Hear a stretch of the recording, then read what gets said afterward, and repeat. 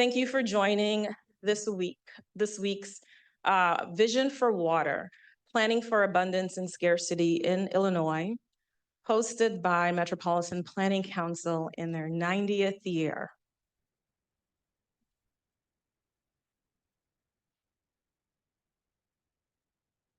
You know that to pull off something like this, even for a few hours, takes a lot of work. So I want to thank the team of MPC. Too many names to call out right now, but currently being led by interim CEO Chris Conley. Thank you, team. You'll meet and interact with a lot of other MPC folks in the course of the day. And in support of this event, there's some public officials who some of us are with us right now, some of us will be with us a little bit later. Some of us at the last minute had to make some changes. But I just want you to know that we have their support. So bear with me as I list these names. Umi Grigsby, the Chief of Policy for the City of Chicago. Deborah Shore, Regional Administrator of the US EPA. Angela Tovar, the city's Commissioner for the Department of Environment and Chief Sustainability Officer. Catherine O'Connor, Director of Engineering, Metropolitan Water Reclamation District. Paul May, General Manager of the DuPage Water Commission. Randy Connor, Commissioner of Chicago Department of Water Management. And from local to global, Jesper Andersen, Consulate General of Denmark.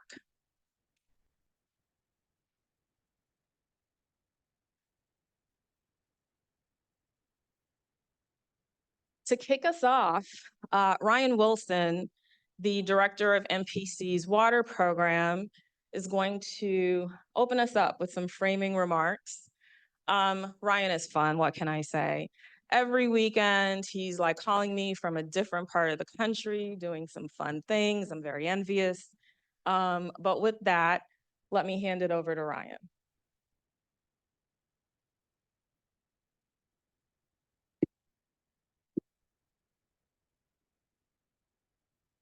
Oh, look, forgot my instructions. Elena Harkness. Where is she? Oh, yeah, okay, sorry. That was my cue. Sorry, messed that up. So our host who brings us Water Week every year, the wonderful organization Current, led by Elena Harkness.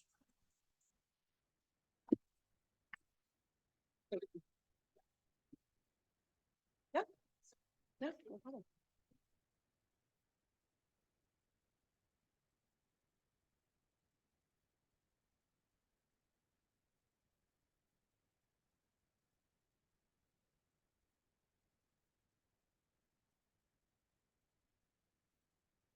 We're at tap routine out here. Anything to entertain you guys, but live stream.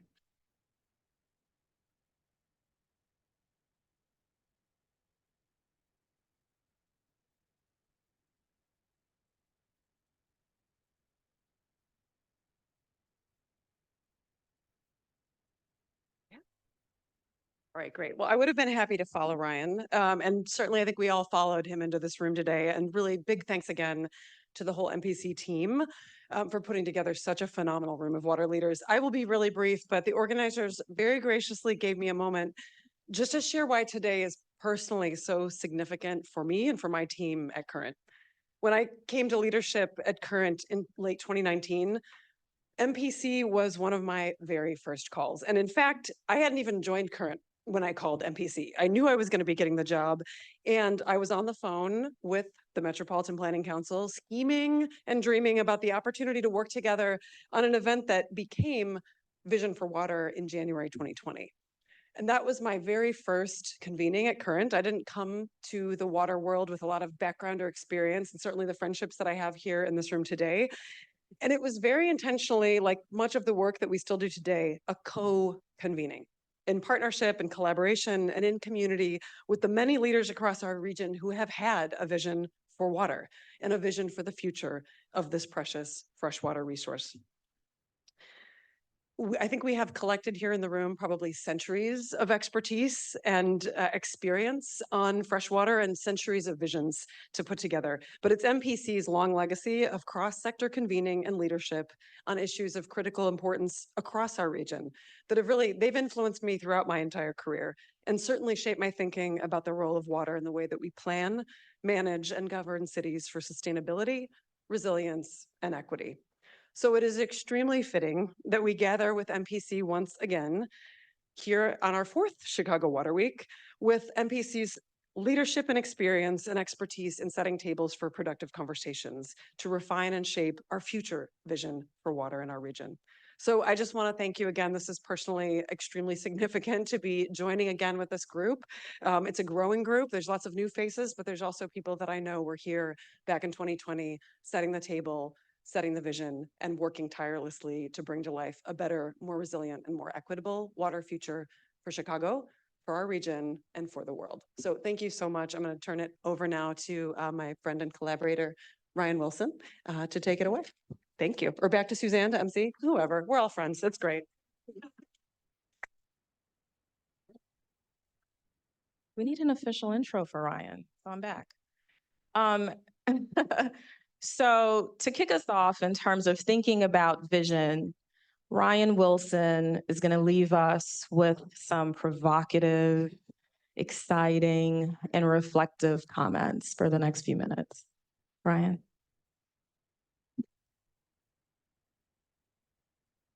Thank you. This is so nice to be here today. Thank you, everybody, for joining. Thank you to Suzanne and the Big Impact helping us bring a lot of ideas together into one organized event. We appreciate your facilitation for today's event and your drive to ensure a generative and inclusive environment for this work to take place. I should be a little bit shorter today. I'll work on my squats here. Thank you to Elena, wherever you went, for welcoming us to be part of Chicago's Water Week this year. We're grateful for the spotlight and to be among so many great event partners. Personally, I'm excited to take a tour of the Chicago Jardine Water Plant. I've never been. Very excited to go tomorrow morning. There might be spaces left. Check now. Watch your phones. And especially thank you to our host, Harold Washington College. We love the space. We hope to use this space and partner with you many more times in the future. So on behalf of my colleagues in the Metropolitan Planning Council, thank you to those in the room and to those who are joining us online. 2024 marks MPC's 90th anniversary year. I've only been here for 4 of those 90 years. And throughout those decades, MPC has been a catalyst for change in the built environment. As our region has grown, so did MPC's concerns for the water resources that underpin that growth. Drinking Water 123, a guide for local officials and community leaders. I see Danielle Gallet, who helped us lead us through that process. It's just one example of how we translate the concern for drinking water and water in general, in this case, through this on to supporting hundreds of small and mid-sized communities managing drinking water systems across the region. Today's water focus convening is the first of 3 topical events we'll host over the course of 2024.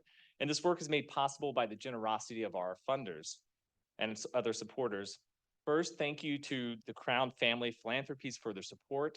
Crown is our premier sponsor of MPC's 90th anniversary year, and we are grateful for their generosity. We are, of course, also thankful for the support of the Joyce Foundation and Pritzker Traubert Foundation to supporting this Vision for Water event. Thank you. My role today is to help set the table and to make space for generative conversation that we hope will shape our region's vision for water. We'll be welcoming a generation of water champions who are shaping critical water conversations that are being amplified in Chicago, around Illinois, across the Great Lakes, and throughout the nation. They are helping us to make sense of what a changing climate means for Illinois. They are advocating for access to safe, affordable, fresh drinking water. They're convening partners across the region to build a more inclusive blue economy. And they're connecting communities across the nation through a One Water vision. That is a lot, and we hope to hear even more about how these champions are guiding us in this space. And they are so much more folks I admire and who are motivating me in each and every conversation we've gotten to have in the lead up to this event, and who I hope will motivate you and those online, those in the room for the second half of today's event. But before we get there, I would like to provide some context for today and a sneak preview of what's to come after we leave this room. So as Elena said, we've gathered just 4 years ago under the same banner of Vision for Water. That was January 8th, 2020. It's an auspicious date, time to coincide with the Field Museum's exhibit at the time, State of Water, Our Most Valuable Resource. Now, that was our last big public event before a pandemic that would focus on water and occur at an institution charged to tell so many of the natural stories of our world that are shaped by crisis and loss. Yet there is so much beauty in there, and there was so much beauty in that room. There were so many powerful speakers and ideas that came out of that event. And so just like at that time, Crane Chicago, just as today, Crane Chicago had just finished running a series of articles titled The Water Forum, with titles like Flooding Hits Poorest Communities, Lead and Rising Water Bills Are Twin Disasters, Collar Counties Turn Eyes Toward Lake. The concerns then likely resonate with everyone here: thirsty urban sprawl, groundwater depletion, drought and flooding, health concerns from lead service lines, leaks and water loss, affordability or the unaffordability of water, of drinking water, and each of these driven in part by climate change to be in some way made worse. Among the forum were 2 op-eds that challenge readers to think boldly, with ideas like, our region's water sector is a great economic asset hiding in plain sight, and a new vision for Chicago's water future must be integrated into a citywide comprehensive plan, policies and projects across departments, budgeting, staff, policy reform, and our economic development strategy. Guess which one was said by MPC? Any guesses? Penned by Current and MPC, respectively, the forum sparked a collaboration between our 2 organizations that sounds like it had been brewing longer than that would lead to this co-hosted event at the Field Museum, which we called A Vision for Water, the Past, Present, and Future of Water in Illinois. Our goal for that first vision event was to shape recommendations to support our public sector leaders, the state of Illinois, city of Chicago, the Metropolitan Water Reclamation District of Greater Chicago, as each would be embarking on a significant water-related planning and strategy development in early 2020, or so we thought. And many of those leaders were in the room, many of those leaders of those organizations were in the room at that event, and many will be joining us today or online. To my mind, the most consequential of those planning efforts at the time, among those 3 events, was something that was to be known as the Illinois State Water Plan, the first update to the State Water Plan since 1984. To do the math, that's 40 years from today. The good news is that plan is up to date, and it's planned to be updated in less than 10 years. There's also a task force being stood up, and maybe some of you in the room are already tagged for that.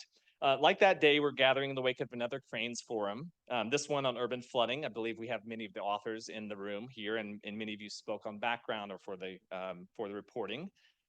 Like today, that event was an invitation to collaborate, or that first event, and like today's event, like today's Vision for Water, this is an invitation to collaboration. A provocation, as I heard, to those attending today to think bold thoughts, charting a more sustainable and equitable water future in Illinois. Like today, that event had a noticeable bias towards Chicago and the region around Chicago, toward organizations that describe themselves with words like policy change, planning, research. But it was more than that, as I was saying earlier. It was a cross-sector of leadership from the public, private, and nonprofit organizations that make our region and state great, as many of you in the room also represent. And so what did we hear that day? Our original plan was to turn everything we heard into an event, but pandemic, forgive us. So what did we hear that day? I'll just give an excerpt of some of the thoughts, ideas, complaints, opportunities. Things like smaller urban and rural communities often struggle to maintain existing and invest in new water infrastructure. That the cost of water is too low to pay for operations and improvements, and also that the cost of water is too high for many residents. That scale remains an issue across hundreds of water supply systems across our state. Regional problems need regional solutions. That lack of political motivation is a key barrier to change, and that mass education is a critical step forward in solving these problems. That we need integrated planning and regulations that cross political boundaries to be effective in our efforts. And that it's challenging to prioritize between investments in lead service line replacement and flooded basements. that design pilot projects need to be quick experiments. They need to fail quickly or scale and move to the next good idea. Also, that water infrastructure is too critical and expensive to experiment with. There's a lot of complications in what we know to be the challenges in our sector, but that we also need cross-sector coalitions to accelerate good ideas, looking to other cities, to other practitioners who call Chicago and Illinois home. Now, this could be the point where I list everything that's changed since January 2020, but I think we all have a pretty good sense of how we're each individually different, with how our organizations have evolved, and probably how the communities in which we live and work have measured against that moment in time. Today, we're gathered under a different theme, but still an ambitious banner of a vision for water. This might give you some perspective on the collective assessment, on our collective assessment of the last 4 years and what's driving our work at MPC as we look beyond the short-term horizons. Vision, still there, check. Planning, check, always planning. But the problems are better established, more tangible, after a pandemic, a movement for racial justice, and a climate crisis moving unavoidably into full view. As a planning organization, our charge is to amplify the scenarios and the strategies most likely to improve outcomes for the people and the places where we work. As we commit to our charge at MPC to build equity in the built environment, our water work gains focus and our role in the water sector gains clarity. We're driven to ask questions like, what does our sustainable and equitable water future look like? I don't know, but maybe you all do. And so I'm here today with a simple request. Let's plan for that sustainable and equitable water future together. Our Illinois State Water Plan will take us into the 2030s, guided by a task force of dedicated public servants. Thank you, public servants. The plan guides our state agencies, which leaves the question, what is guiding the rest of us in the water sector? Is it a sprint to deploy short-term funding? Is it 2 major disaster declarations from urban flooding last summer? Is it a public health crisis known for contaminants like lead and emerging toxins like PFAS, or concern for another change in federal administration even?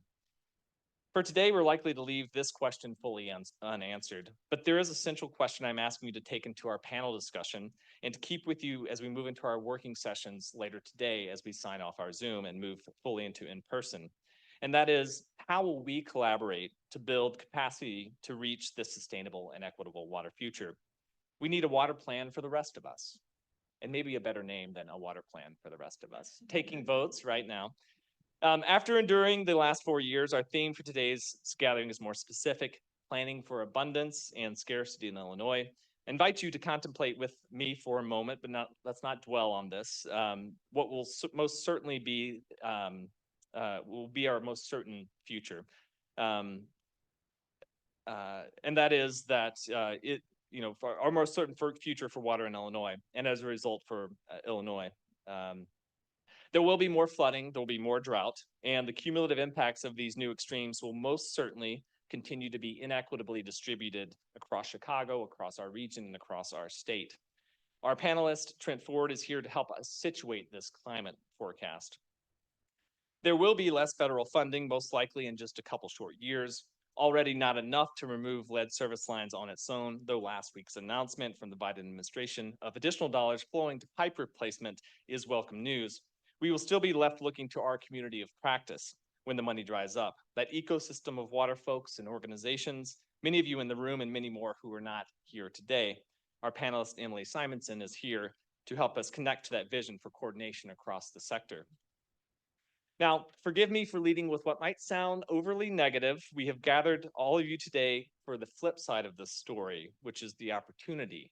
What can we do about this? To build on the momentum building in the water sector despite crises of the last 4 years. Yes, climate change, yes, structural racism, but also yes, abundant fresh water from our Great Lakes guaranteed for now by the Great Lakes Compact.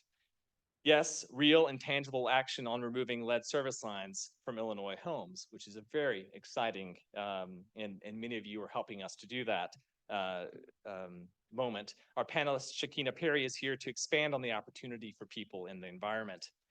Yes, to building momentum on the blue economy, rooted in innovation and a skilled workforce, inclusive economic growth, and to be prepared for in-migration when other regions run dry. Our panelist, Kalindi Parikh, is here to inspire us to join in building this economy together. But How are you ask, are we going to grapple with these and other opportunities in such a short time together today? Well, we have these four exceptional panelists who will be joining us here in just a few minutes. I'm moving as fast as I can to get you thinking. Then after that panel has you thinking, after a short break to recharge, which we will do over here and throughout, as in that first vision event, we'll invite you to a facilitated working session for those in the room after those from Zoom drop off, where we, through the grace and skill of our facilitation team, you will have the chance to engage in that generative conversation. Now, let me also state for clarity what we are not here to do today, as taking things off the table can help focus such a limitless prompt as a vision for water when we are living on a blue planet. We're not here to debate just how bad flooding might get for whom or why, or the merits of the Chicago region as a climate refuge, or who wins and loses in a blue economy, or even whether it should be a blue-green economy. I'm sure some of you have opinions on that. We are here, I believe, to begin to describe the enabling environment that just might allow us to collectively articulate and realize a vision for water that is just and equitable, that meets the challenges of our climate crisis and takes advantage of the great social, economic, and environmental capital afforded our region and state. And we've made significant progress on that work since January 2020. We have a completed Illinois State Water Plan and a task force to ensure implementation of this multi-agency collaboration. We have climate action plans completed by the Metropolitan Mayor's Caucus, MWRD, the City of Chicago, and multiple Illinois state agencies like IDNR and IEPA. The federal government has made a once-in-generation, maybe not, maybe so, investment in water, including through US EPA's capacity building technical assistance centers for water and climate justice in our region. Current released Upstream Illinois, the first inclusive blue economy plan in the nation, a blueprint for growth and investment that paved the way for Great Lakes Renew, a 10-year up to $160 million commitment from the National Science Foundation to boost water innovation across our region. The City of Chicago is accelerating replacement of lead service lines and joining Milwaukee and Detroit to form the Great Lakes Lead Pipes Partnership. And our community of practice continues the generational work of reconciling long overlooked and undervalued efforts of frontline organizations and water champions. And later today, and this is so exciting, the Chicago River Swim is scheduled to announce the inaugural field of athletes to compete in the first competitive swim in the Chicago River system in the 21st century, and much longer than that. Very cool, a competitive swim in the river. Thank you to Friends, of course, and all your leadership in this space. Now, what's on the horizon and what are we planning for? Well, later this year, the US EPA is expected to release updates to the lead and copper rule, setting pace for replacement of lead service lines. Will we have the ambition to accelerate that pace set in that document? Triggered by recent permit approval by the IEPA, the City of Chicago will initiate an effort to update the Green Stormwater Infrastructure Strategy and Plan, expected to be completed in 2025.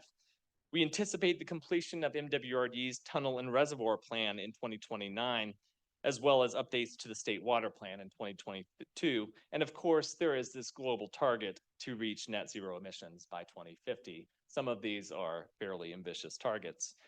To reach our sustainable and equitable water future, our vision for water, there are many more questions to ask, but this is enough to get started. Now, let's get to work.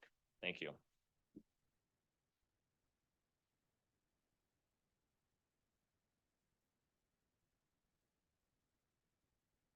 Just going to readjust the mic with the camera while Suzanne gets started here.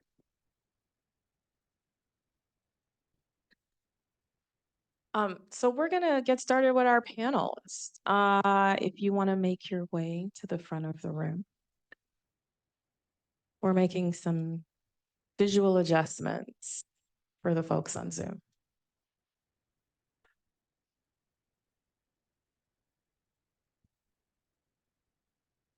You will find the bios of our esteemed panel in your program. Raise your hand if you need a program.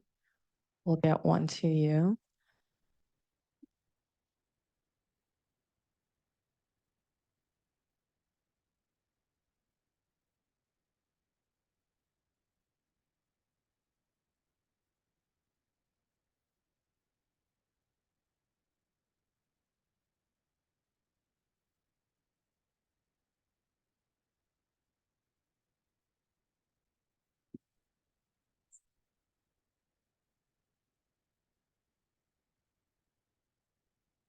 We're gonna get started. Mic check, panelists.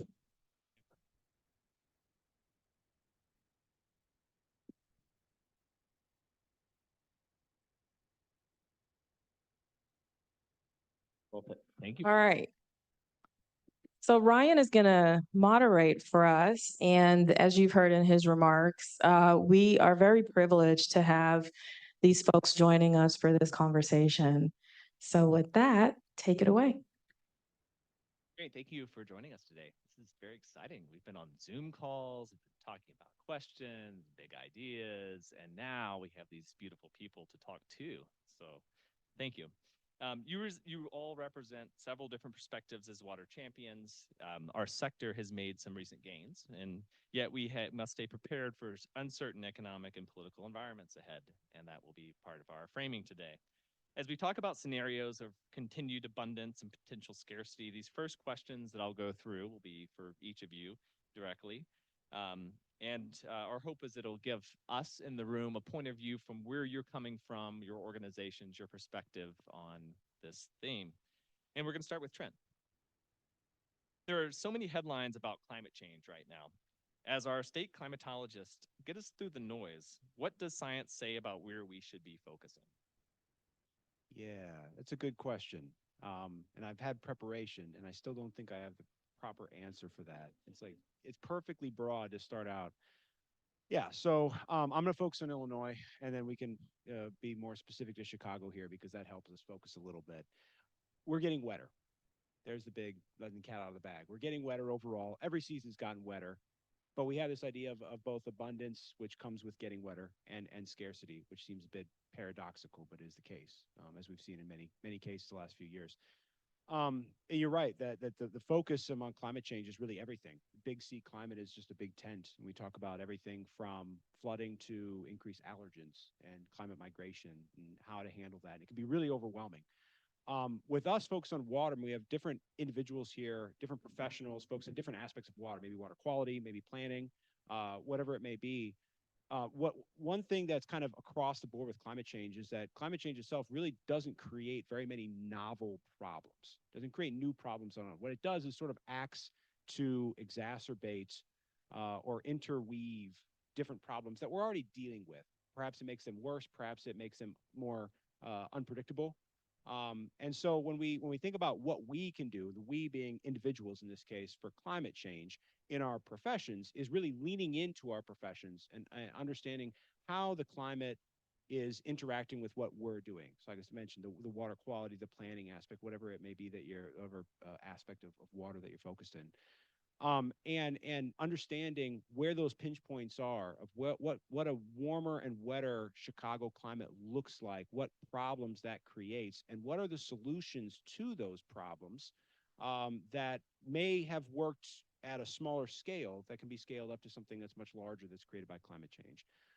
And so the focus really is on what we're doing already. It's just really anticipating what a changing climate in Illinois is going to look like. And what are the problems that we're going to see? So one quick example, because I'm talking very vaguely here. I can feel myself talking vaguely. Specifically, we had those two very the disaster declarations from flooding, right, in the Cicero area and then Calumet City last year. Those are events that have happened previously, but they're happening more frequently. When the rain falls, it's not less predictable where it's falling. We actually can predict rainfall much better than we were 30, 40, 50 years ago. We're just having an increased frequency of those types of storms. And so what that means is that the problems that those storms cause today are not that much different than the problems they caused 30 years ago. We're getting more of them. And because of our developed areas change, it's creating maybe some new problems that we didn't see 30 or 40 years ago. So a lot of the work that we're doing are things that can be effective in a changing climate. It's just a matter of anticipating what we're seeing from climate change and understanding where we can make adjustments to to be effective in managing. So hopefully that makes sense. Anybody want to jump in on that? Okay. Thank you.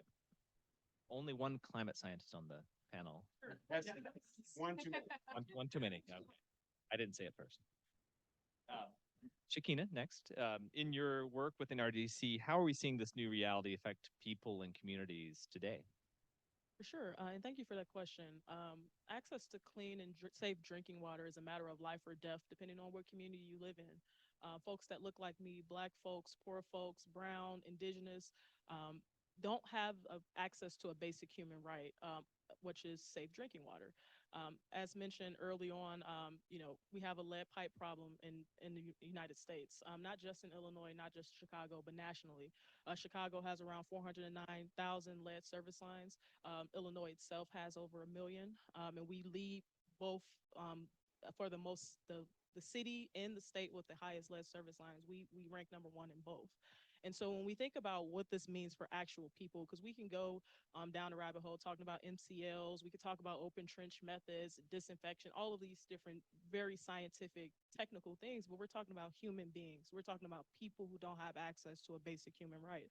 And so what I also often do with my work is thinking about even the lowest level of lead exposure can have detrimental impacts on folks, and it can sometimes be fatal.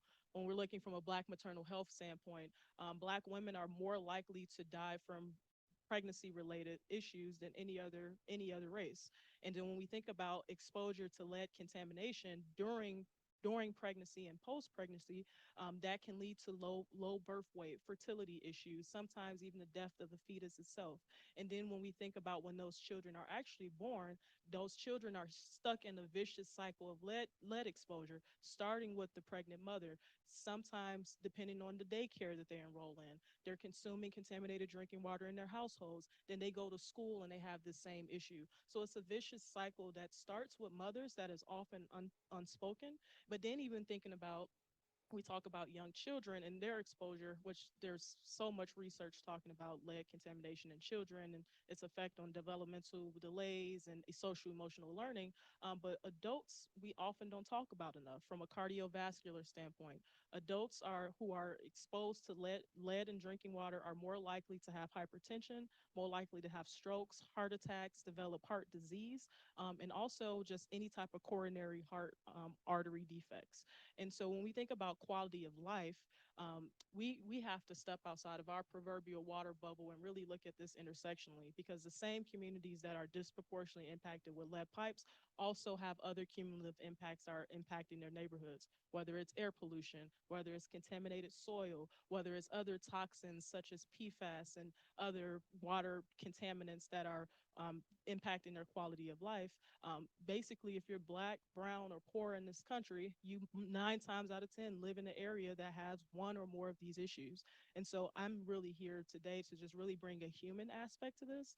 There's not when people talk about the timeline for replacement for lead pipes, 40, 50, 60 plus years, that's too long to guarantee a basic human right to folks. And when we think about the life expectancy for folks on the south and west side of Chicago, even throughout Illinois, who live in small, rural, urban areas that don't have access to basic plumbing, basic sanitation, all of these other issues that are fueled by redlining, residential segregation, intentional disinvestment, the sense of urgency needs to be there to really make sure that we're taking care of people, and we're treating them as human, and not, saying that you can wait for safe drinking water, because there's no such thing. So I hope that answers that question.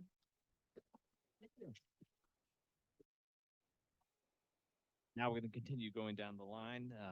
Emily, picking up on the landscape that Shakina gave us about Illinois and considering your work at the U.S. Water Alliance, what trends and ideas are percolating nationally? Well, hi everybody. It's really nice to be able to work in my home city for a change. So thanks for having me. Nationally, we all know we're in a moment of transition. We're coming off of the frenzy around the bipartisan infrastructure law, all the action to try to make the most out of it. I'm looking around. I know there are people in this room who are on that mission, and we're in kind of this uncertain mode. We're in an election year, and so far, the tenor nationally around that election year is a little pessimistic about whether Congress is actually going to continue investing and prioritizing water, despite the fact that our needs in water are increasing, contrary to what a lot of folks in the public might believe after hearing all the rhetoric about how great the bill was. And we're talking a lot about that in the U.S. Water Alliance National Network, which if you've never heard of us before, that's totally okay. but it includes some of the country's most progressive water and wastewater providers, frontline environmental justice partners, environmental nonprofits, engineering and technology providers, and others. And there's just two insights that I feel are really important that they've been sharing that I think provide a little bit of our problem statement, but potentially also a path forward. The first is that we can see we have a substantial design problem, thinking about a lot of the outcomes, climate resilience, health outcomes that we want water to achieve versus how we're trying to fund those outcomes, right? So the ways that we're funding towards these things is not working. And we can see that when we look at, the yet unrealized promise of Justice 40. We can see that when I was talking to Jeannie earlier about SRF funding. It was the administration's intent with the rollout of the bill that those things go to underserved communities, disadvantaged communities, poor folks who have never accessed bill before, who have significantly struggling water and wastewater systems. It was the intention that they be used more for nature-based solutions rather than classic repair and replace. And it was the intent that they try to fund projects that promote sustainability and address fragmentation. And I'm still waiting on that, and I think a lot of folks are. So funding design, big issue. Second big issue is we are seeing the consequences more and more of underinvestment and undervaluing of people, right? We have not focused on what it's going to take to address the fact that the water sector is losing a lot of talent, that we are incredibly siloed, that we are fragmented, that our leadership in the water sector isn't nearly as diverse or representative as it ought to be to have the folks who are most impacted making the decisions. And so these two issues, funding design and really undervaluing people and partnerships, are preventing us in a big way from achieving a more sustainable, equitable, one water future for all. Now, if I've thoroughly depressed you, the good news is we do see at the same time these really transformational leaders who are trying things differently. And through their stories, we are really beginning to see how water can be kind of a unifying force to unite in a time of growing division, to create abundance in times where there might be scarcity coming up, and to push forward on a lot of fronts that are really important. And I hope we get a chance to talk about a few today. Thank you, Emily. And down at the end of the line, not last but not least, Kalindi, turning policy into action. What is Current seeing as opportunities in this landscape? Well, I'm really excited to be thrown the optimist question of this round, and I really can't even start to talk about action without just acknowledging that this is such a great first step to get so many leaders from so many different backgrounds in one room, problem solving together. So I just want to acknowledge that here's an opportunity. Here we are. I think from Current's perspective, what's a really huge opportunity is to invest at the intersection of both environmental challenges and economic opportunity, and to think about solving the problems of environmental justice and economic justice in tandem, solving them together.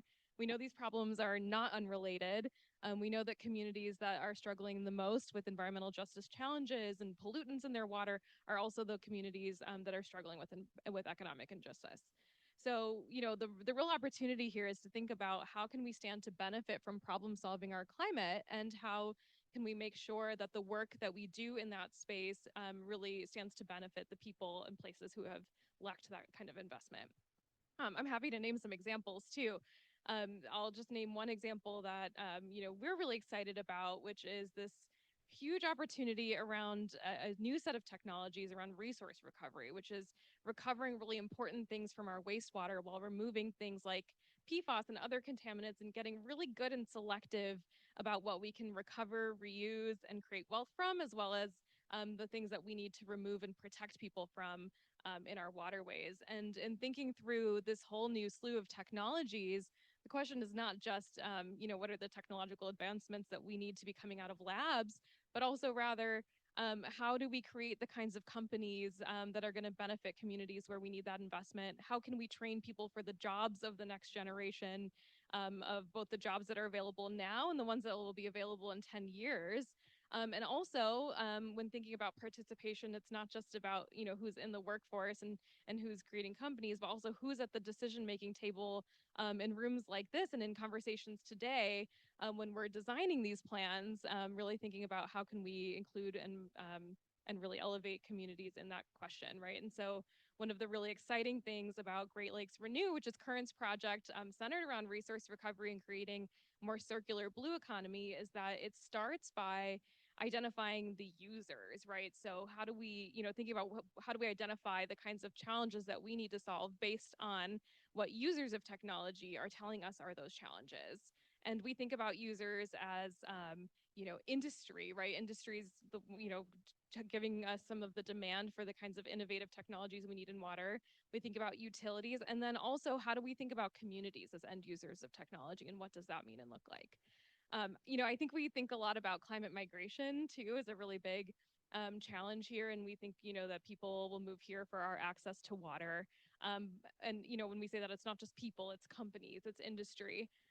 But the question here is, how do we not accidentally lean into the narrative of, hey, come to Chicago, we got lots of water and it's cheap.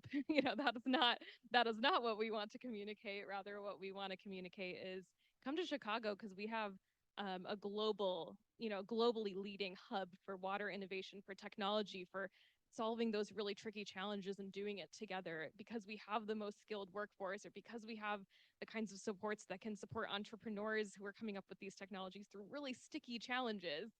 Come here because we can work together as a region. And I think about that too. That's the other big opportunity, is to think beyond Chicago's borders, and really sort of reframe this as a Great Lakes regional opportunity. A lot of the challenges that we're sharing climate-wise are similar, both between Chicago to Detroit to Cleveland to Milwaukee. We're struggling with all sorts of the same things. So I think that's the other opportunity here, is to think about ourselves as a region, and also just kind of acknowledge that folks from other places in the world don't necessarily always care that Chicago and Milwaukee are 2 hours apart when they want to come to a place to go, source some technologies or innovations. They're going to think of us as a region, right? If you're asking Singapore, they sure don't care. So I would say that's the other opportunity, is being more regionally minded. Thank you, Kalindi, and thank you all for those opening questions. Now, I would just encourage you to think about the questions you'll be asking. We've got probably about 25, 30 minutes of things that we're going to kind of go through up here, and then we'll do about 15 minutes towards the end. So be scribing the things you'd like to learn more about as they come up, and we'll create that opportunity. So we're going to move to questions of the panel as a whole. And Emily, I'm going to start with you for this question. I'll read it out and give you a chance to get prepared.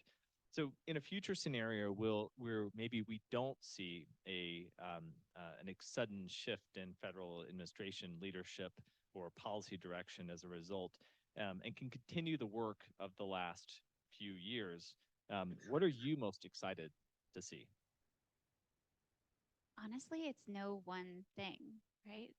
We know that with water, local matters, regional matters. There's no silver bullets. And of course, we always look for scalable, but it's hard, right?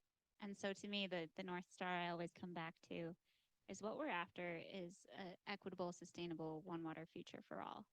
And One Water, I'm talking to Texas folks this week, and all of them think One Water means reuse. And that's like a teeny tiny part, right? We're talking about an integrated, holistic, inclusive way of thinking and acting for water that we believe can be a pathway to things that really matter: a livable planet, thriving communities, competitive industry, regenerative agriculture. I think I'm done talking about like the funding streams we need. I want to start talking about the outcomes that we want and how we can organize towards those outcomes, right? And I think One Water gives us a framework in order to do that, to ask who's not at the table, what aren't we doing?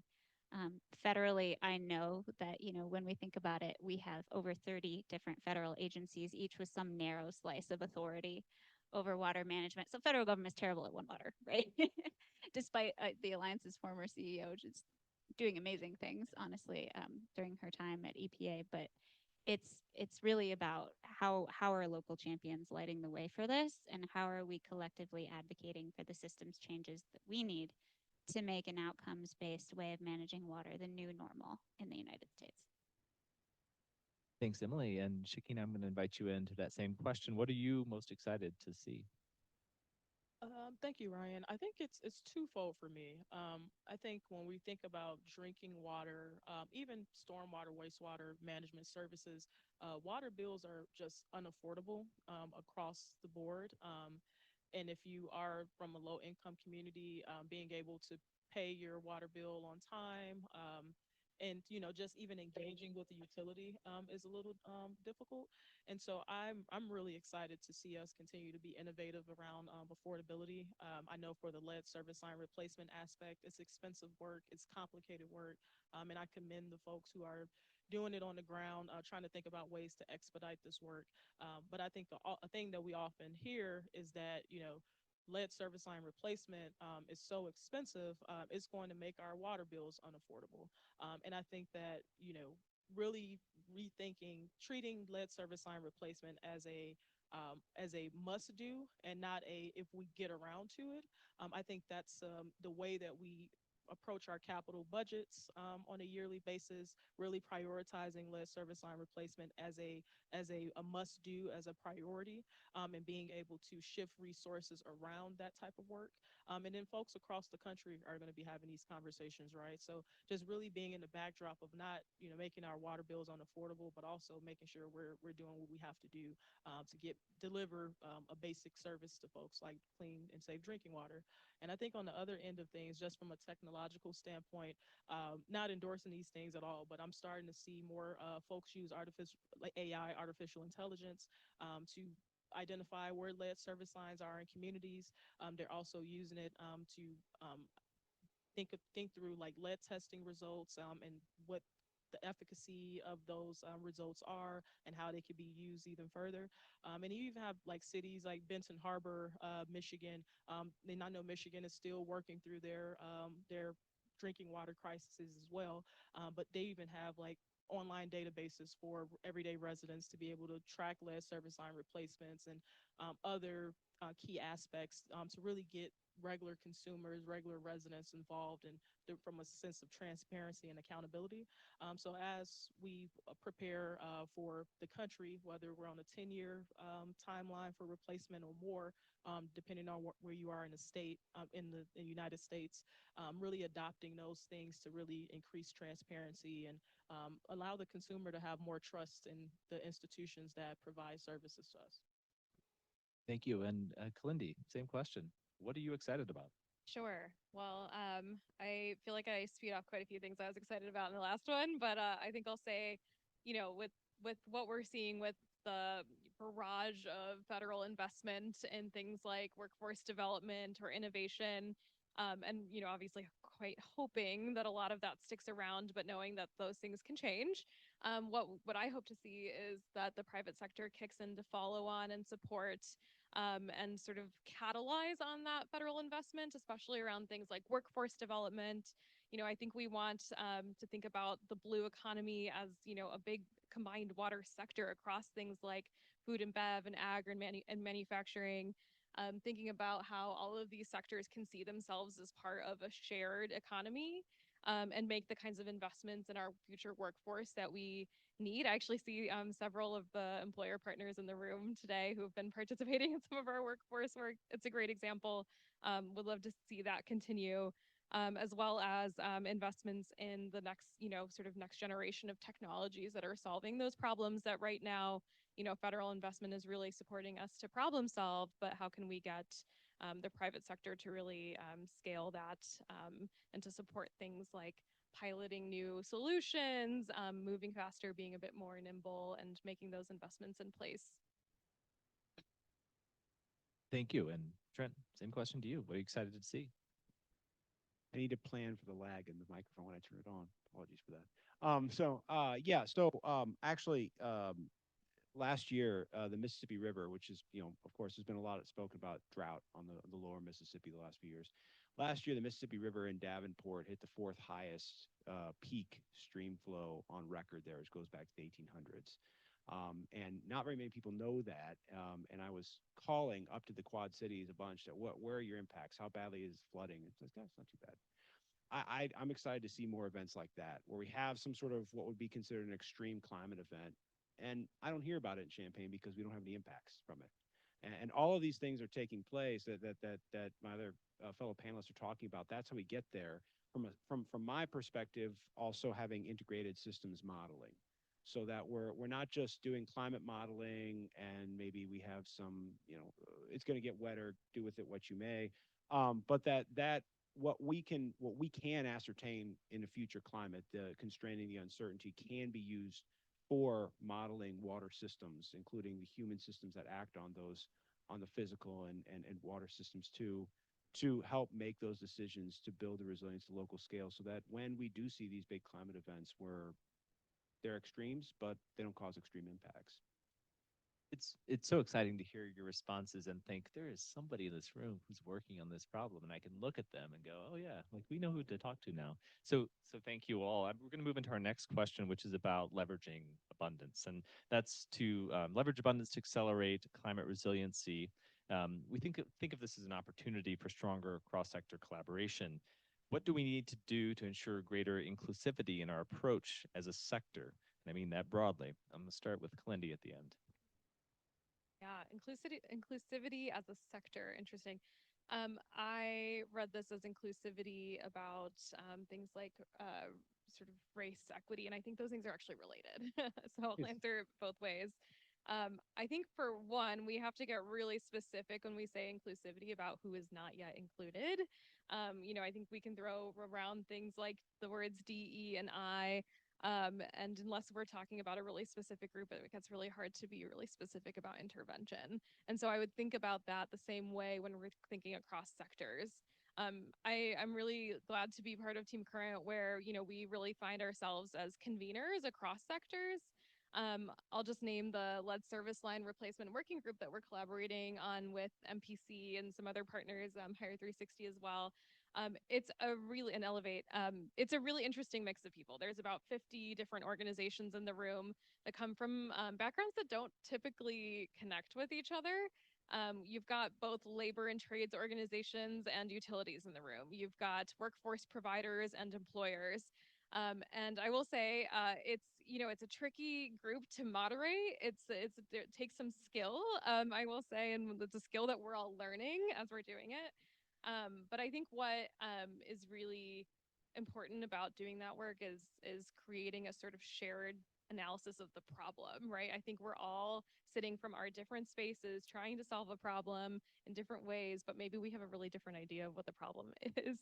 So we've spent a lot of time in that group just identifying, what are the specific gaps and barriers that we're trying to address, and then that's going to help us move a little bit forward.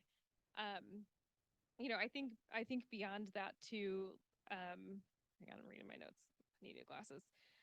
We need to be really, specific about who actually stands to benefit from participating in groups like that, right? And not taking people's time for granted, and to really think about what they get to take away, and what they are giving by sharing their information and their time. So it's interesting. You're talking to so many sectors that use different languages, and so part of the work, I think, is even about just developing that shared language and terminology. Emily probably has a lot. Emily, please jump in. I have a story that I think gets at some principles, but it's a tangible story. And to me, it blew my mind to hear about. But we have someone in our network. He's a great guy, great leader. He starts his job as a wastewater manager, GM, for a major city in the Midwest 10 years ago. And his first week on the job, the state comes to him and they're like, you deal with this phosphorus or you're getting a big fine right away. And he's like, oh, sweet, welcome to work in water. But everyone around him was expecting him to just invest, tons of money paid for on the backs of local urban ratepayers for a new advanced treatment plant to deal with this challenge. And instead of doing that, he looked upstream. And as he describes it, he sat down at 1,000 kitchen tables to come up with something different. And what he came up with, which is called the Yahara Watershed Improvement Network, or Yahara WINS, up in Madison Region, Wisconsin. is actually an upstream downstream partnership between agricultural producers, municipalities, conservation groups, of course, the city of Madison and his wastewater utility. And instead of investing in that big single use, one solution, one problem done choice, they are using nature-based solutions and adaptive management to deal with phosphorus. And what's cool about it, right, is actually that, they've addressed phosphorus, but they've also provided benefit to every single partner who is a part of that network. And they've done it in ways that I think illustrate some principles for inclusivity, but also that help us understand how they were able to generate abundance rather than paying hundreds of millions more than what they are now for the solution that they have that produces way more benefits. So the principles that I wrote down when I was thinking about this are, they fundamentally defined their problem as an adaptive one and not a technical one. So by that, I mean, they're thinking about people's values, their beliefs, what happens in their hearts and their guts, rather than thinking about the problem from the perspective of expertise, facts, authority, right? Framing the problem that way for him really helped him plan this action, right? Second thing, he had to listen and care. Those farmers didn't give one iota about Madison ratepayers spending a lot of money that maybe they didn't have to on a treatment plant.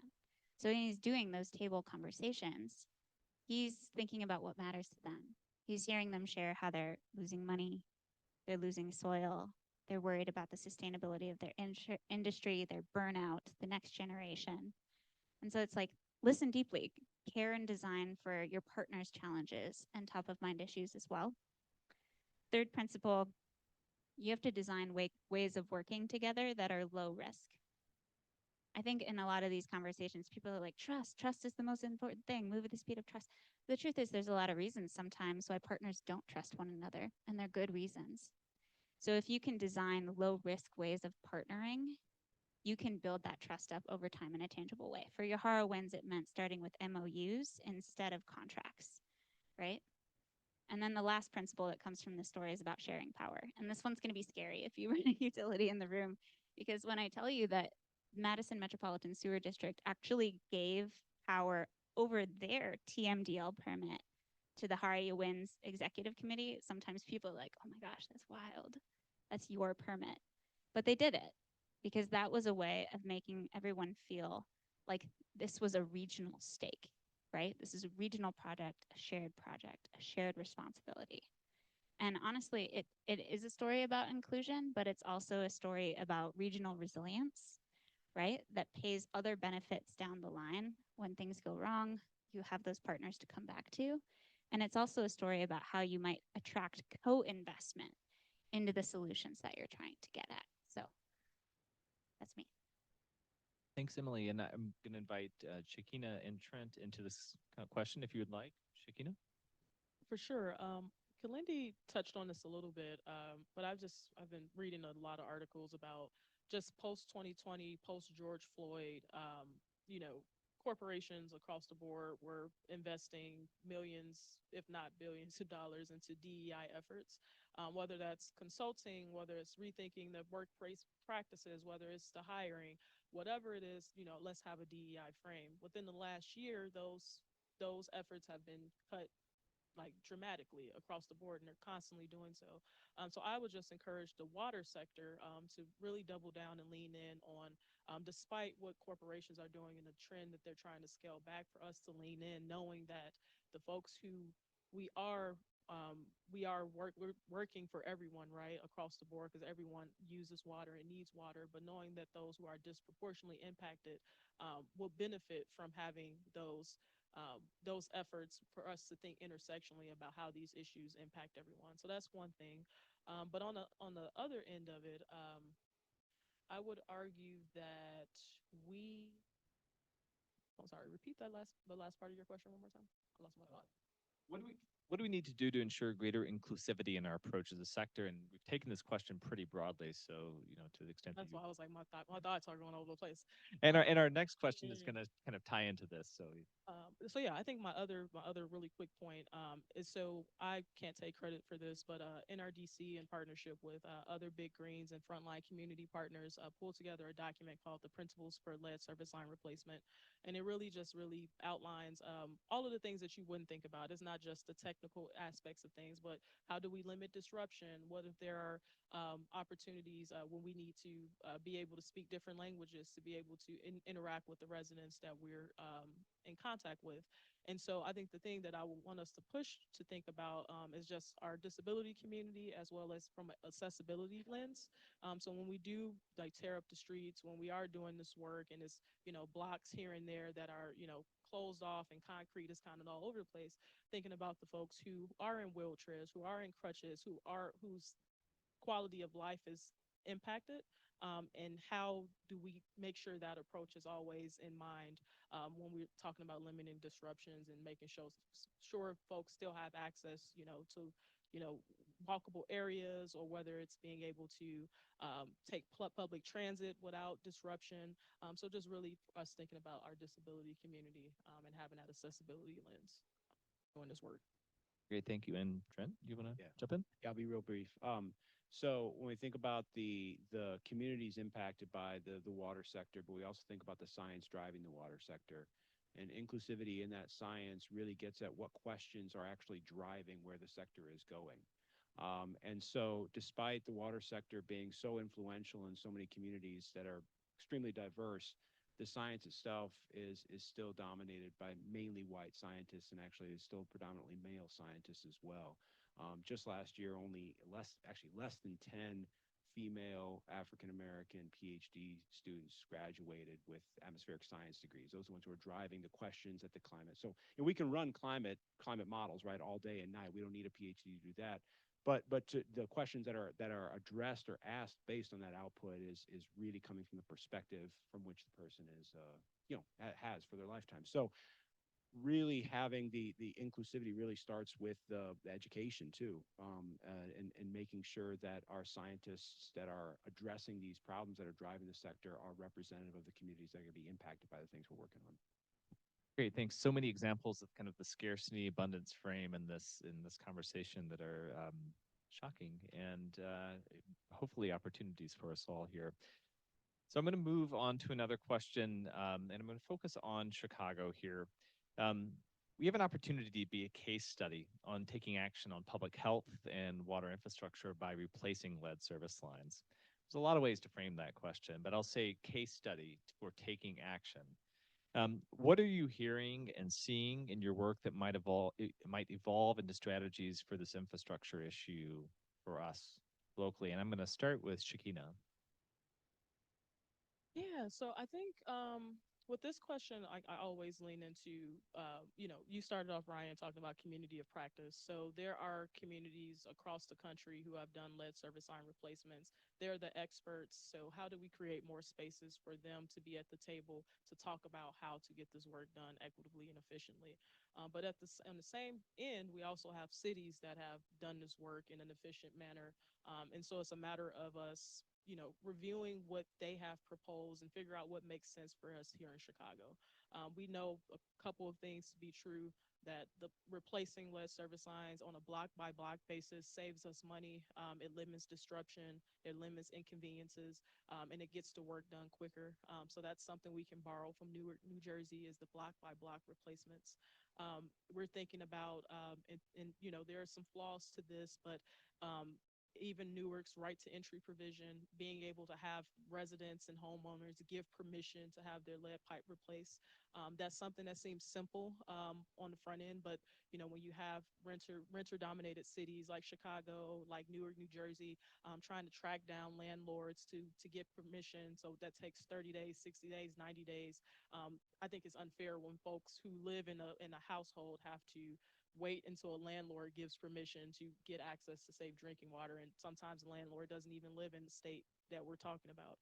So there are like there are things like that that we can like borrow from other cities and states to expedite our process. But I think that I'm really big on community engagement. I think I would, we have folks that we work with in our Water Justice Coalition. We talk about community engagement all the time, and just making sure that not only do you have the Chicago Department of Water Management actually has like what's the technical way to get this done, but also like how are we working with those community partners to create a sense of trust, to improve the process, and just really center the work for the folks who are most impacted. Great, thank you. I'm gonna invite Clindy down into that question. Yeah, sounds good. I don't have an answer for this one. I have a lot of questions. Um, so we know that Chicago has a crazy amount of lead lines, more than anywhere else in the country, and we know that I'm going to take this question from the perspective of the workforce needed to get this done, right? We know that we have retirement cliffs coming up in the trades and in utilities. And so we're hearing about these workforce shortages, and that we need to create the kinds of programs to prepare people for these jobs. And then when you talk to the trades and labor unions, I'm looking at Jay over here, you're hearing there's no work. We have plenty of people to do this work. We've got plenty of people ready in construction and plumbing and pipe fitting, but the work's not coming. So the question I have there is, where is that communication breakdown happening? Or you hear about the real need for diverse contracting, right? We would love to have a more diverse set of contractors to go to for these challenges, to do these big infrastructure projects. We know there's a smaller set of them, and they tend to be a pretty homogenous group of larger companies. And then we hear at the same time from the other perspective that it's really hard to navigate city procurement policies. It takes a really long time to get paid sometimes. And so there's these chicken and egg problems, right? Of like, which one's going to move first, and who wants to step out in front and take a stab at it first. And I think that is where there's a real opportunity. I won't say I know the answer, but I think there's an opportunity to just pilot something and pilot and iterate and fail fast, like you said before, just to see like what can be the trigger that kind of makes the other dominoes fall into line. Because I know it's just we don't know the answer to that one yet. Emily. I have another story for you if you're willing to hear me out, Ryan. Do we have time? We have time for another story? Okay. I think the Pittsburgh story on lead has a lot to teach Chicago. I don't know how many folks are aware, but Pittsburgh almost really hit the fan a couple years back, and they had a big wake up. They're trying to lead a big turnaround, and that there are a few things that I think they're doing that are really great. One, they don't bury the fact that they have a massive lead problem. Their mayor's talking about it all the time. Their utility leaders are talking about it all the time. Civil society is talking about it all the time. Got to give a shout out to Women for a Healthy Environment. Amazing, like women of color led CBO out in Pittsburgh, for whom the rest of what I'm about to say would not be possible. But they don't shy away from it because they know that that is what's needed to draw resources to actually do something about it, right? And it's not about blame at this point. It's about solving the problem, and they're all united in that. So that's the first thing. The second thing is, again, coming back to the theme of sharing power. Pittsburgh has a community advisory committee that oversees their plans, priorities, fundraising efforts to get every single lead line out. They have it all mapped. And were it not for this community advisory committee, pretty sure that some CFO somewhere would have been like, oh well, we'll just prioritize based on where's the most cost effective to get this done. But instead of doing that, because they have this advisory committee, they are actually focusing on childcare centers first. They have done GIS mapping, and they're focusing on neighborhoods that have high populations of children and pregnant women and are projected to have so in the future. And I think that's just like an incredible testament to the fact of that you can have these big public projects of high stakes, of real import, and use them as opportunities to build trust rather than division, right? The last thing that I'll say about Pittsburgh that I think we could take cues from is that they are doing pretty much everything they can to be cost effective, but they're thinking about cost effective from the perspective of the folks living in the homes, right? So there's no cost share. If you're a customer of PWSA, they'll take it out for free, right? I know that's not possible for every city, Cincinnati, for example, they have an income-based cost share model that tries to protect folks who have been living in the city, suffering this issue a long time, keeping them there, keeping them housed. So there's different models to look at, but I think it's amazing that you don't have to pay, right? Not even a little bit in the city of Pittsburgh. And they're trying to actually do the work in ways that save from a construction and community impact perspective by using techniques that actually pull the line out rather than having to dig up all the street and all of the sidewalk leading up to somebody's house over the line. So they're a city to watch. They just celebrated their 11,000th line removed the other month, right? And so they're celebrating along the way. They have a long ways to go, and Chicago obviously does as well. But just a few thoughts about what we might pull from. And this is your 3-minute warning for your questions. So we're going to move into our last question. Just for context, we have this great map of everybody's who's in the room, and it represents academic, government, philanthropic, public, private sectors. It represents executive leadership, senior staff. We have a lot of folks in this room who are doing the work of this water sector. And for this last question, as we plan for the future of water, what do you think this audience should consider differently? And I'm going to start with Trent for this one.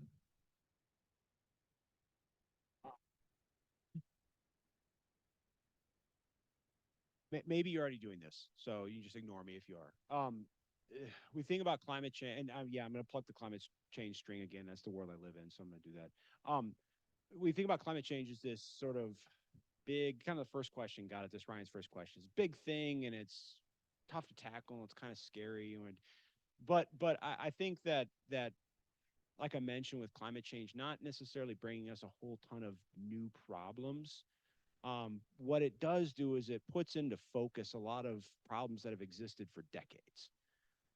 And some of the federal and state level sort of reaction to climate change in the form of unprecedented funding is probably an unprecedented opportunity to fix things that have been wrong for decades and decades. And if it gets framed as a climate problem, whatever, right? I mean, it's an opportunity to for example, finally upgrade lead lines, to finally ensure that people can swim in the Chicago River, right? And in downstate, it's finally making sure that we don't have these ungodly amounts of nitrogen and ammonium in our surface waters and things like that. That we can have mussels in the Sangamon River once again. And so, when we think about climate change, yeah, there's a lot of problems. There's a lot of big problems we have to tackle, but it's also a tremendous opportunity to as a society respond to not just climate driven issues, but other issues that kind of intersect with climate in a way that we just been really putting off for a long time. So I really see it as that, and all these great conversations about the things that are going on in Pittsburgh and Chicago and elsewhere. It's a great time to be alive, to be honest, and working in this space. Great. I'm going to pass it to Shahina. I would say that, I just encourage folks, if one person doesn't have access to safe and clean drinking water, that's everyone's issue, not just that person's issue. I also want to encourage us not to think that, like other parts of the state. So we talk a lot about Chicago because, Chicago's large. Chicago has, it leads the country in residential segregation. So there's a lot of reasons why Chicago is always talked about, but there are other parts of the state too, that have smaller municipalities that need funding assistance, that need technical assistance, need capacity building. So I just encourage folks who working in the sector is like, yes, you can specialize in a specific area, but also think about how those same techniques and can be adopted elsewhere, to help improve quality of life. I know that there are places, this is me putting my stormwater wastewater hat on, but there are places in Southern Illinois that don't have access to basic indoor plumbing or sanitation systems, right? There are folks who in their house, they dread the idea of a rainstorm because they standing in 1 foot of water in their basement and watching mold creep up their walls, right? So this is an issue that should spark a sense of urgency in all of us. This is not just their issue, this is all of our issue. And I think the more that we can remember the humanistic quality of this stuff and how everyday people that should have access, should be able to turn on their tap and trust what comes out of it, that shouldn't have to have their kids playing outside with raw sewage in their backyard or in their yards, right? Or in their basements. These are just things just to always, not to have like a doom and gloom mentality, but to have in the back of our minds to really create this sense of urgency and this sense of importance and that political will that Ryan spoke about earlier. When we remember the humanistic qualities of these things, the solutions come on their own. We just have to remember who's being impacted. So that's the message I'll leave. Thank you. And whoever wants to grab the mic. Emily? Linda gave it to me, so I'll go. If you want to go. Yeah. Three things. The disparities that Shakina and others are raising. It's really important to remember that they're not disparities by accident. They're disparities by design. And the only way out of them is by design, right? So the people who are bearing those disparities need to lead. The people who are not need to follow and know that's not a cop out to do nothing. And I would just even say as like a white person, it's you have to get in and you have to block and tackle because the pushback is going to come from folks with my skin tone, right? Two other things seem really, and if you just want a way to start a conversation with your institution, because water can be a force for racial equity, right? We can have racially conscious water management.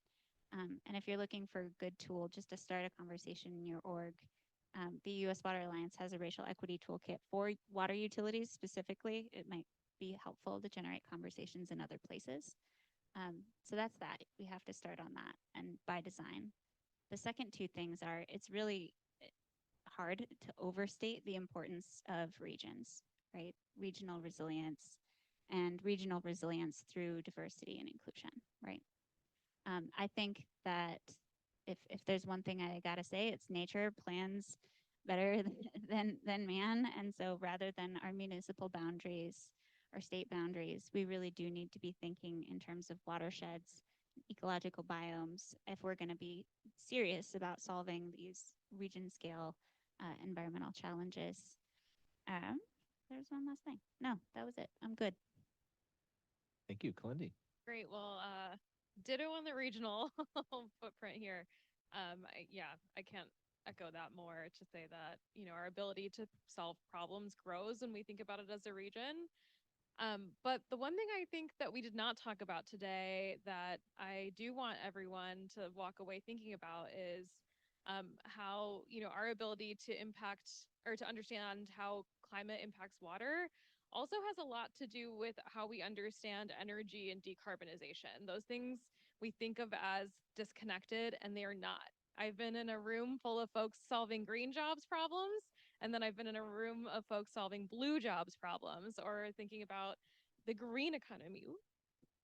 The green economy versus the blue economy. And those things are not two separate groups and they're not unrelated. Our ability to clean our water and move it where it needs to go and get it to people involves a lot of energy, and our ability to produce a lot of energy takes a lot of water. So if we're thinking about our climate goals, I think we do need to zoom out a little bit and think about the interrelatedness of water and energy. And so that when I talk about things like circular blue economy, what we mean by that is thinking about all of the ways that we can recover important things that are essential to our clean energy transition, things like minerals or energy itself, right? So that's the kind of takeaway I wanted, is that as we look at investments like, CJA or some of the other, Good Jobs Challenge money that goes to these other industries that seem unrelated to water, they're not unrelated. And so I hope that folks in this room walk away and go into other rooms and are thinking about how water is a crosscut between all of those conversations and how we can, build on that work. Great. Thank you, Kalindi, and thank you to the panel. We're going to move to questions from the audience. Just so you know, you've got a few of these table mics on in front of you. There's a white switch on the back. If you don't see a glowing red dot on the top, reach around to the back and there's a white switch. You just need to flip it on. And then when you prepare for your conversation, for your question, you'll push the button on the top of the podium mic. So do we have questions? Great panel, inspiring. You're inspired to ask questions. What do you got?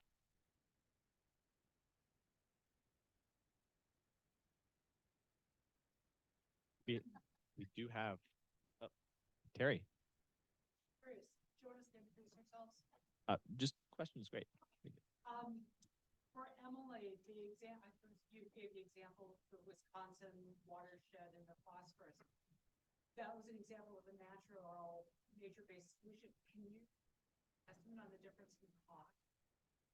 Energy transition and finances between these as a solution, building brick and mortar?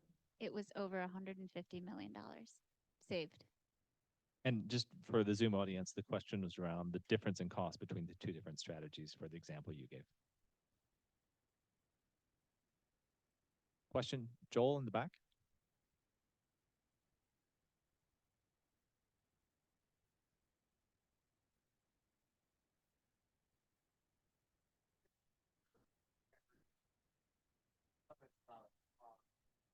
I'll say like exciting people in information.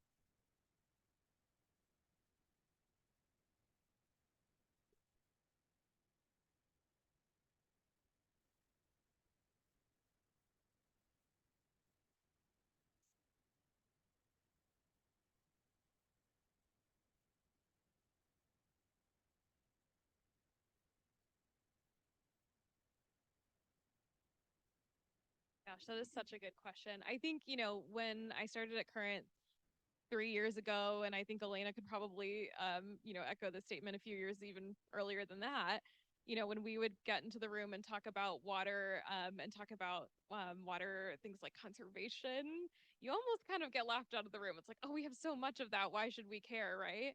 Um, I think the answer is like, we're not in a scarcity moment now, but we sure would be if we continued both the pattern that we're in now, and also if we reacted to the sort of national and global climate challenges the way that could happen, which is, you know, we saw there was like a Cranes Forum piece about climate migration to the Great Lakes region, right? And so if we kind of let that narrative take over, and for that to be the business attraction strategy for our region, hey, come here, use all of our water, like that's a really dangerous narrative, right? And so I mean, as much as it is hard to have the conversation around scarcity now, I think, you know, what we need to be focusing on is, you know, how else can we frame the conversation to bring, to talk about value and abundance, right? So it's not just about how much water we have, but also what that gives us in terms of innovation, and, you know, our sort of research strengths in the region. The fact that we have so much clean water gives us the kinds of companies that perhaps are willing to innovate, right? So it's rather, let's attract a bunch of water users. No, let's attract and build a bunch of water stewards, I think. It's, you know, it's interesting to see the other kinds of water innovation hubs, kind of like Current, that have popped up in other parts of the country and the world, possibly earlier than we existed, and many of them are focused on things like water scarcity, or you know, many of them are kind of sort of maritime focused, and we're an unusual case in being in a Great Lakes city and focus on rather this idea of abundance. And I think, you know, what it gives us is an opportunity to leverage what we have now to solve future problems that are not just the problems here, but the problems globally, right? So how can we, as the Great Lakes region, be the hub for solving problems that every other country is facing, right? Can we be a home for innovation rather than make our narrative about scarcity? I think does that answer your question, sort of? Sure. Yeah.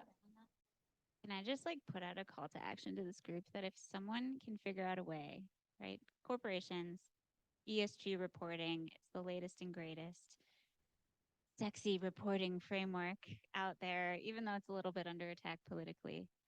ESG has nothing of substance to say on water and how businesses are thinking about their commitments from an ESG standpoint. And my charge to this group is find somebody nerdy enough to get into that lane and box out space for water, because what you're describing right now, a company can get a very high ESG credibility, right? By having a very well-run, state-of-the-art business in a completely unsustainable water basin, right? There's something wrong about that. And what you're describing is the opposite. How are we looking at the trends of the future and not just inviting terrible or great manufacturers to the Great Lakes without actually thinking through the consequences of what the businesses of the future need to look like. So can someone please get really nerdy and get on that ESG train, please? Would anybody else like to respond to that? One of my favorite stories about water planning in the region is that when some of the allocations were happening in the, I think it was in the 70s, almost every community in the Chicago region, and there's hundreds, was going to have a aluminum manufacturing facility in their community. It's never, I don't think anybody got one. I don't know. So we have some questions from the Zoom, but are there other questions in the audience? Adana?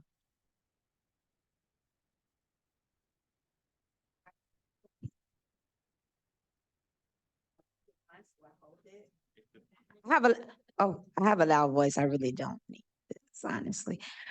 So this question isn't for anyone specifically because I'm just so happy to ask this panel something. So we kind of brought up mass education, and then we spoke a little bit about distrust, right?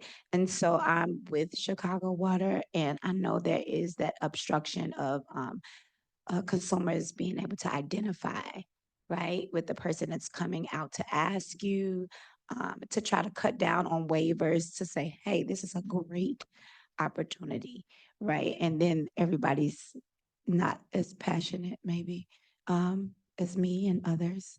And so you have to have a group of people ready to drive it home. Is there anything that you all have seen that is a working fit for mass education? Like we in this room know that you need this list, service line replacement, and I really want to tell you so bad how much you need it, but then there's also a time frame, right? We come and ask you, well, first we got to hunt you down a little bit and stalk you, figure out your hours of being home. But once we do get a chance to talk to you, there's a small window of time where we have to win your trust, right? And just let's say we are naturally Chicagoans, we're distrusting, for whatever reason. And so we can sell it our best selves, and then like you got 30 days to change your mind. Today you say, oh no, thank you.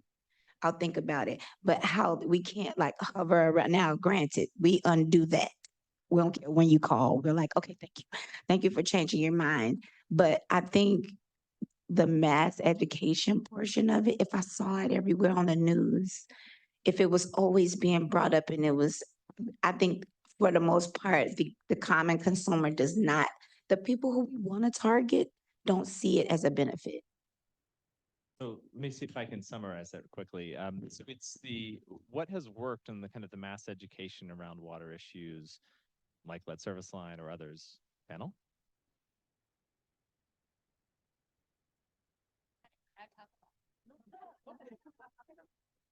Okay, few things. Just in general about opting into something and trouble with enrollment in an idea.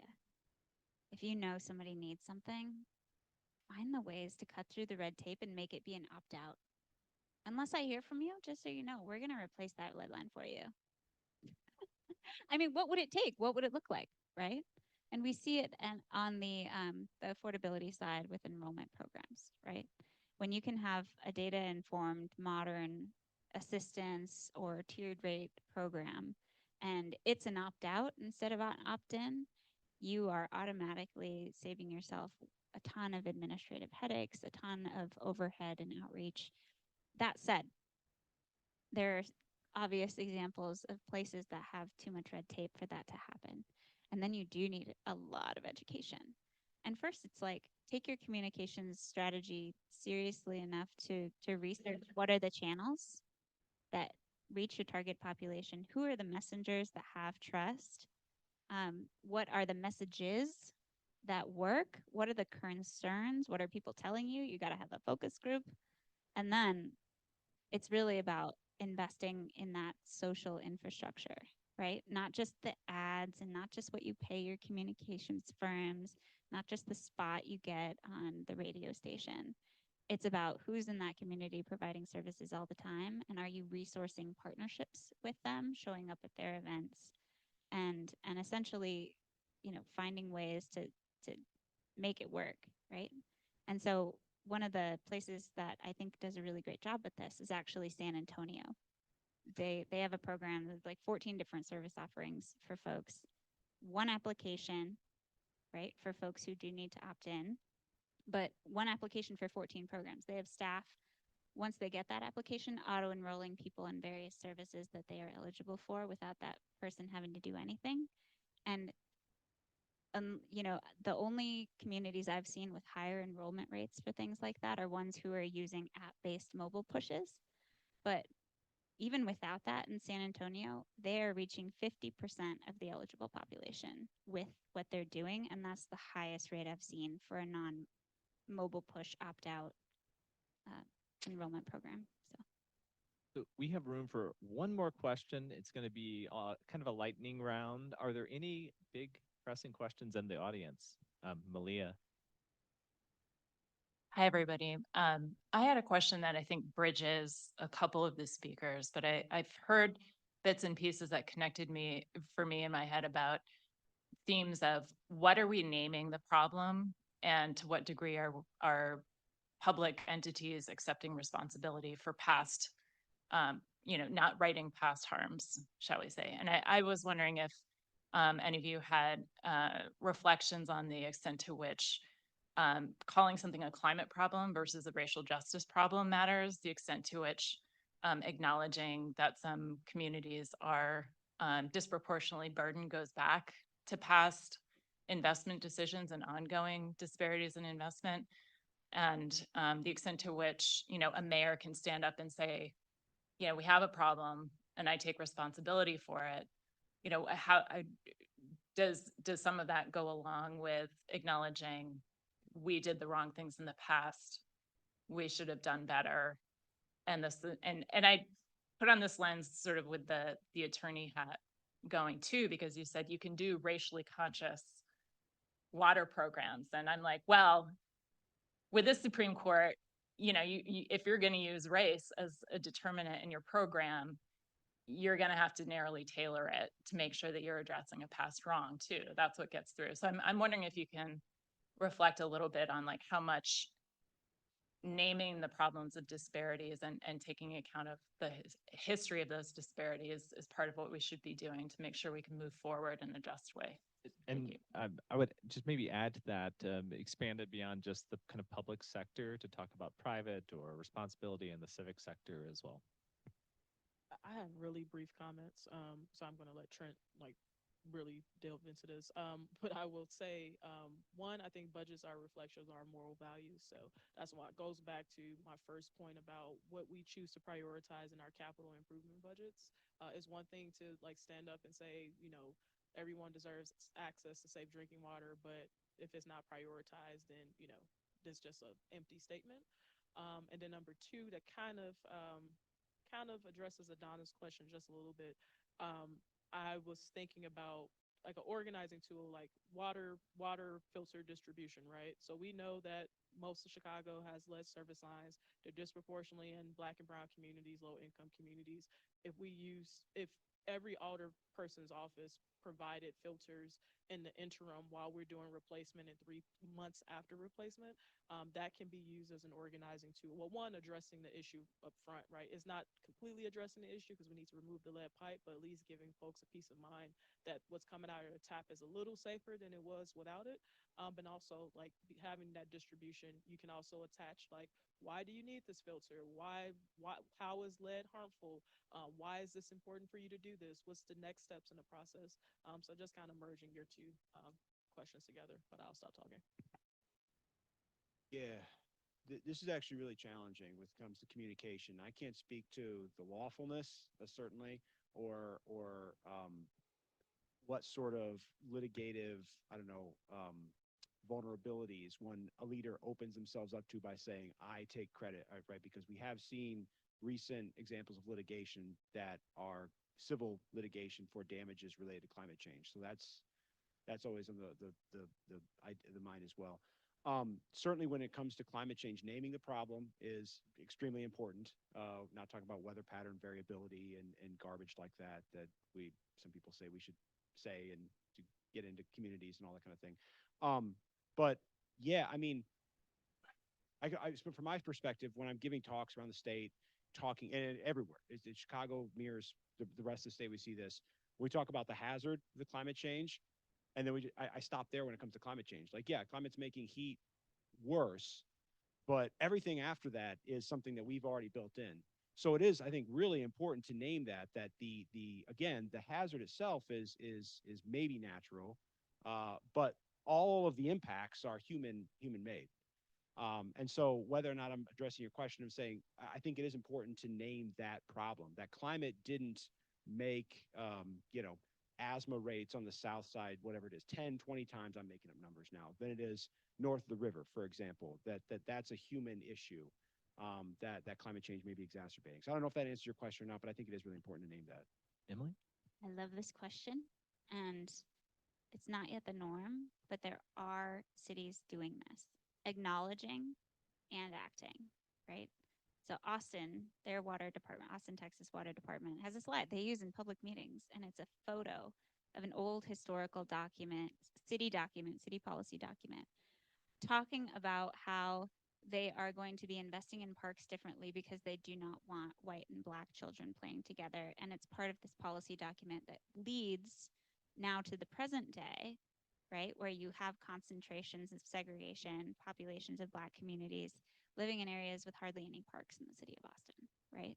And they experience a lot of flooding, a lot of concrete, right, runoff issues. And the water department's using it and saying, look, we are trying to acknowledge this history and we're trying to move forward because we know that these legacy impacts can be traced back to right here. And we didn't do this, but we can do something about it that can benefit all Austinites, right? And so that's the other thing that they're doing is they're saying, well, this isn't a solution just for those communities. We actually acknowledge that equity solutions have broader benefits. This is something you brought up earlier, right? What benefits from an equity standpoint has ripple effects across entire communities. You see this in education outcomes in Flint among, you see this in, like, the classic example is curb cuts, right? Disability advocates for forever, we're trying to just get little cuts in the sidewalk so that they could access their cities too. And those curb cuts ended up benefiting people with strollers, bikers, runners, and drastically increased street safety. And so speaking to that motivation is something that anyone can do from an equity perspective to talk about the co-benefits. And the other thing is sometimes it's not just policy, there's histories of racism and management, right? And so from that perspective, we wonder why the water sector is pell-mell and stale. And from that perspective, I would acknowledge that there are a growing community, 44 communities now participating in the Water Equity Network, where utility leaders are having conversations internally and externally about why their workforces look the way they look and what changes need to happen in order to address that, right? And so it's not the norm, but it is possible, and we're seeing examples of it. Lindy, do you want to wrap us up on this question? Sure, I can be really quick about it. I think I do want to kind of respond to the other part of that question around, like, what can we even say anymore regarding DE&I. Like, Current was just in DC for our launch for our National Science Foundation Award, and there were states represented in the room amongst other award winners who are in states where they can't even use that language anymore. And so I just want to acknowledge, like, where we're sitting in Chicago, it's a really different conversation than it could be just even a state or two away. And to just think about, like, what that means to our ability to be specific enough to affect this issue. The question around, like, who holds people accountable, right? It's, when you're talking about utilities and industry, I think it's both policy and that we vote with our dollars. But also, I'm looking back at this room and asking, who of us are holding those folks accountable, and how can we, as a cross-sector group of people, really model what it looks like to be inclusive and to think about things in a more forward-thinking way and thinking specifically about who's been underrepresented in our world.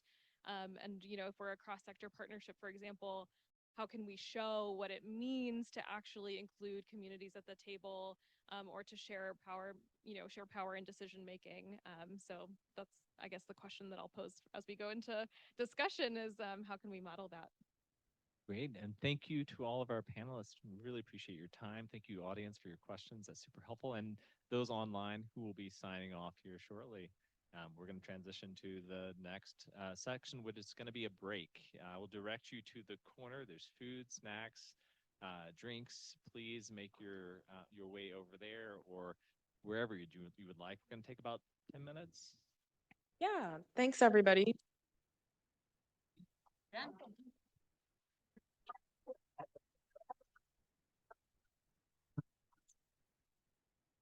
So as the panel finds their seats and as you get ready to take a break, many of you are invited to stay for our discussion group.